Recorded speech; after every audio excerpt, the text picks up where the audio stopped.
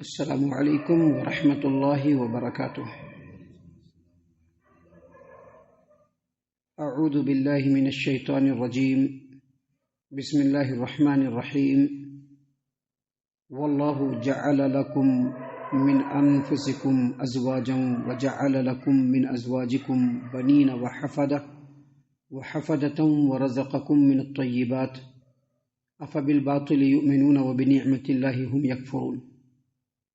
اور اللہ تبارک و تعالیٰ نے تمہارے لیے تمہیں میں سے تمہاری بیویاں بنائی، اور اسی نے تمہارے لیے تمہاری بیویوں سے تمہارے بیٹے پوتے پوتیاں بنائے، اور تمہیں پاکیزہ رزق عطا فرمایا۔ کیا پھر بھی وہ لوگ باطل پر ایمان لاتے ہیں اور اللہ کی نعمتوں کی ناشکری کرتے ہیں؟ محترم سامعین اکرام، سورۃ النحل سورہ نمبر 16 اور اسی صورت سے بھی آپ کے سامنے آیت نمبر 72 یعنی 72 نمبر کی آیت کریمہ آپ کے سامنے تلاوت کی گئی، اور آیت کریمہ کا ترجمہ بھی بفضل اللہ باذن اللہ بتوفیق اللہ آپ کی خدمت میں پیش کیا گیا۔ سامعین اکرام، سب سے پہلے یہ سمجھ لیجیے کہ یہ جو آیت کریمہ ہے یہ مکی آیت کریمہ ہے، مکہ میں ہجرت مدینہ سے پہلے نازل ہوئی، اور اس میں جو خطاب کیا گیا ہے اللہ تبارک و تعالیٰ نے بطور خاص مشرکین مکہ سے اس آیت کریمہ میں خطاب فرمایا ہے۔ اور چونکہ یہ اللہ تبارک و تعالیٰ کی قرآن کی آیت ہے تو اس کا جو خطاب جو ہے وہ تمام انسانوں سے ہے، اس میں نصیحت تمام انسانوں کے لیے ہے، مسلمانوں کے لیے ہے۔ اس آیت کریمہ میں اللہ تبارک و تعالیٰ نے اپنی نعمتوں کا ذکر فرمایا ہے، جو نعمتیں اللہ تبارک و تعالیٰ نے اپنے بندوں پر کی ہے۔ ان نعمتوں میں سے ایک جو اہم ترین نعمت ہے وہ یہ کہ اللہ تبارک و تعالیٰ نے انسانوں کے لیے انہی کی جنس سے، انسانوں میں سے ہی انہی کے شکل و صورت والی ان کی بیوی بنائی۔ اگر اللہ تبارک و تعالیٰ دوسرے جنس سے ان کی بیویاں بنا دیتا تو وہ محبت، وہ ہمدردی، وہ الفت، وہ شناسائی ہرگز نہیں ہو سکتی تھی۔ لہٰذا اللہ تبارک و تعالیٰ نے مردوں سے عورتوں کو بنایا، اور عورتوں کو ان کی بیویاں بنائی، اور عورتوں سے ہی ان کے بیٹے پوتے پوتیاں بنائی۔ یہاں پر اللہ نے فرمایا واللہ جعل لکم من انفسکم ازواجا، اور اللہ تبارک و تعالیٰ نے تمہارے لیے تمہیں میں سے تمہاری بیویاں بنائی، وجعل لکم من ازواجکم بنین وحفدہ، اور اللہ تبارک و تعالیٰ نے انہی بیویوں سے تمہارے لیے بنین بیٹے اور وحفدہ اور پوتے پوتیاں پیدا فرمائی۔ سامعین کرام، حفدتن کا مطلب ہوتا ہے پوتے پوتیاں، یعنی جو اولاد کے جو اولاد ہوتے ہیں ان کو کہتے ہیں حفدہ۔ جیسا کہ حافظ ابو جعفر ابن جریر طبری رحمۃ اللہ علیہ نے تفسیر الطبری میں عبداللہ ابن عباس رضی اللہ عنہما اور ان کے علاوہ اکرمہ، حسن، ضحاک اور دیگر مفسرین سے یہ نقل کیا ہے کہ حفدتن کا مطلب ہوتا ہے پوتے پوتیاں۔ اور اسی طرح سے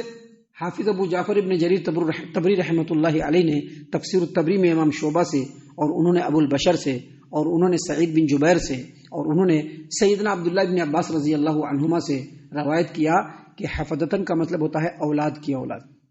چاہے بیٹے ہو یا بیٹیاں ہوں، ان کی جو اولاد ہیں وہ حفدتن کہلاتی ہیں۔ حفدتن کا معنی اور مفہوم یہ بھی بیان کیا گیا ہے کہ اس کے مطلب خادم اور مددگار کے بھی ہیں، اور حفدتن کا یہ بھی مطلب بیان کیا گیا ہے کہ حفدتن کا مطلب دو بہنیں، اور حفدتن کا مطلب یہ بھی بیان کیا گیا ہے کہ حفدتن کا مطلب ہوتا ہے سسرال۔ حافظ ابن کثیر رحمۃ اللہ علیہ نے اس آیت کریمہ میں حفدتن کی تفسیر میں بیان فرمایا ہے، تفسیر ابن کثیر میں، کہ حفدتن کو جن لوگوں نے بھی یا جو بھی ازواج سے متعلق کرے گا، یعنی بیوی سے متعلق کرے گا، تو اس سے مراد اولاد بھی ہوں گے، اولاد کے اولاد بھی ہوں گے، اور سسرال بھی ہوں گے، کیونکہ جو بیٹیاں ہوتی ہیں ان کے جو شوہر ہوتے ہیں وہ بھی سسرالی تعلق سے ہوتے ہیں، بیٹیاں ان کے شوہر یہ بھی سسرالی تعلق سے ہوتے ہیں، یہ بھی حفدتن کے معنی میں ہے، اور اولاد بھی حفدتن کے معنی میں ہے، اور اولاد کی اولاد بھی حفدتن کے معنی میں ہے۔ تو یہاں پر اللہ تبارک و تعالیٰ نے اپنی نعمتوں کا ذکر فرمایا تمام انسانوں کے لیے، اور جو لوگ بھی بیٹے پوتے پوتیاں والے ہیں وہ لوگ غور کریں گے کہ اللہ تبارک و تعالیٰ کی کتنی بڑی نعمت ہے کہ اللہ تبارک و تعالیٰ نے ایک بھرپور پریوار دیا، بیوی دی، بیوی سے بچے دیے، پھر بچے سے بچے ہوئے، ان کے اولاد ہوئے۔ یہ ایک انسان کے لیے کتنی بڑی نعمت ہے، ان کی آنکھوں کی ٹھنڈک ہے۔ اللہ نے فرمایا واللہ جعل لکم من انفسکم ازواجا، وہی اللہ تبارک و تعالیٰ کی ذات گرامی ہے جس نے تم لوگوں کے اوپر انعام و اکرام کرتے ہوئے تمہیں میں سے تمہارے شکل و صورت کی تمہیں بیوی عطا فرمائی، وجعل لکم من ازواجکم، اور تمہاری بیویوں سے تمہارے لیے اولاد اور پوتے پوتیاں پیدا فرمائی، ورزقکم من الطیبات، اور وہی اللہ تبارک و تعالیٰ تم کو پاکیزہ رزق دیتا ہے۔ ابھی جو ہم کھاتے ہیں، جو ہم پہنتے ہیں، ہمیں ایسا لگتا ہے کہ ہم کماتے ہیں، ایسا نہیں ہے۔ بہت سارے لوگ کماتے ہیں لیکن اس کے باوجود ان کو نہیں ملتا ہے، بہت سارے لوگ کوشش کرتے ہیں اس کے باوجود ان کو نہیں ملتا ہے۔ تو جو ہم کھاتے ہیں،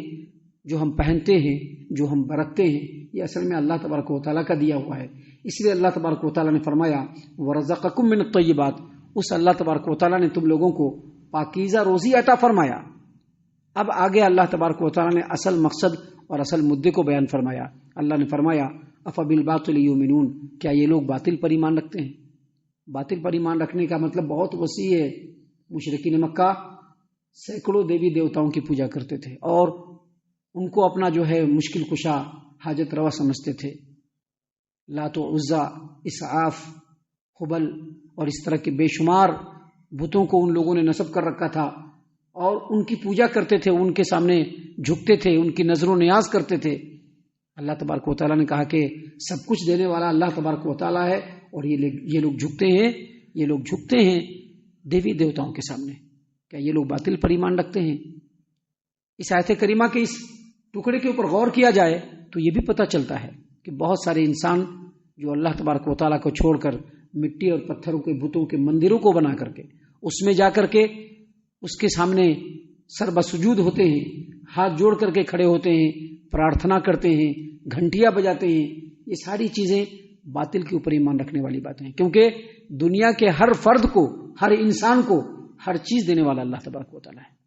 اس کو پیدا کرنے والا اللہ تعالیٰ، اس کو بیوی دینے والا اللہ تبارک و تعالیٰ،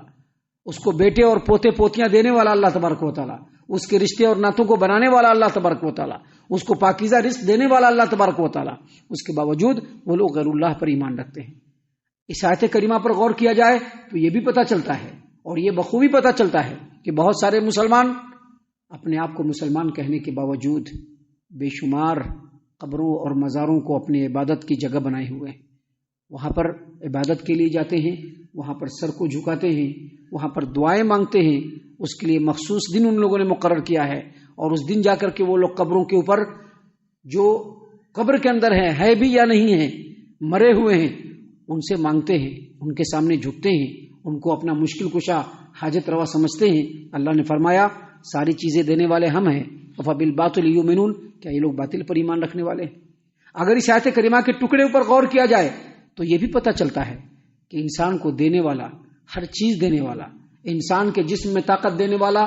اس کو سوچ سمجھ دینے والا، اس کے بیوی بچوں کو بنانے والا اور پاکیزہ رزق دینے والا اللہ تبارک و تعالیٰ ہے۔ پھر بھی انسان اپنے نفس کے پیچھے دیوانہ بنا ہوا ہے، اس کو ہر چیز نفسانی اعتبار سے ہی چاہیے، جو ان کی چاہتے ہیں اس کو پورا کرنے کے لیے اللہ تبارک و تعالیٰ کے حکموں کو کبھی بھی اپنے پیروں تلے روندنے کے لیے تیار ہوتے ہیں۔ اللہ تبارک و تعالیٰ نے کہا کہ سب کچھ دینے والے ہم ہیں، افبالباطل یؤمنون، کیا یہ لوگ باطل پر ایمان رکھتے ہیں؟ وبنعمت اللہ یکفرون، اور اللہ کی نعمتوں کا انکار کرتے ہیں، ناشکری کرتے ہیں کہ اللہ نے اتنی ساری نعمتیں دی ہیں لیکن اللہ کو چھوڑ کر کے اپنے نفس کے پیچھے پڑے ہوئے ہیں۔ تو اللہ تبارک و تعالیٰ نے اس آیت کریمہ کے ذریعے سے تمام انسانوں کو یہ پیغام دیا ہے کہ سب کچھ دینے والا اللہ تبارک و تعالیٰ ہے، تو بندے اور غلام بھی اللہ کے ہی بن کر کے رہنا چاہیے۔ ہم اللہ سے دعا کرتے ہیں کہ اللہ تعالیٰ ہم تمام کو ان تمام باتوں کے اوپر خوب غور و فکر اور تدبر کرنے کے ساتھ ساتھ ان باتوں کے اوپر عمل کرنے کی بھی توفیق عطا فرمائے، آمین۔ اللہ تعالیٰ ہم تمام کو صحیح معنوں میں پکا سچا مومن مسلمان بنائے، اللہ اور اس کے رسول صلی اللہ علیہ وسلم کی اطاعت و فرما برداری کرنے والا بنائے، صحابہ کرام رضی اللہ عنہم کے طریقے پر چلنے والا بنائے، جنت الفردوس میں جگہ عطا فرمائے۔ اے اللہ ہم تمام کو جہنم سے پناہ دے، اے رب العالمین ہم تمام کو جہنم سے پناہ دے، اے مالک الملک ہم تمام کو جہنم سے پناہ دے، آمین یا رب العالمین۔ وما علینا الا البلاغ المبین۔